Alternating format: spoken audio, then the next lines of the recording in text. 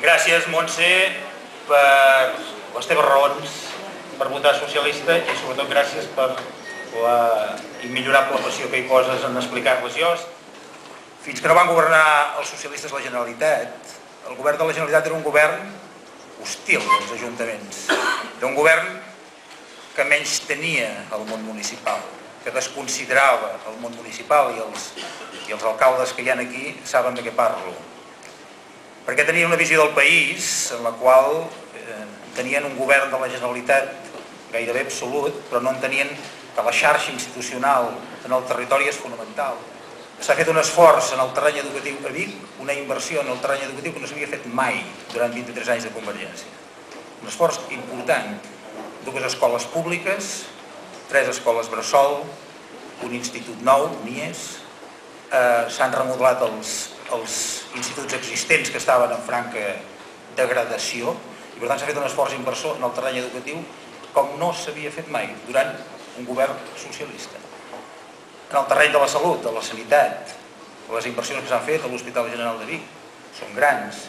Tota l'operació, abans en parlàvem amb Antoni Iruela, tota l'operació de recuperació d'un hospital privat que estava en crisi com era l'Aliança s'ha fet durant l'època socialista. Per altra banda, voldria fer notar que s'han millorat els serveis sanitaris públics a la ciutat en un període en el qual hi ha 4 o 5.000 cartilles sanitàries noves i s'han millorat les prestacions dels serveis i s'ha assistit a molta més gent. Us podria parlar dels plans de barri. Vic ha estat beneficiari de 2 plans de barri. Un magnífic pla de barri que m'enorgulleix especialment, que és el del Remei.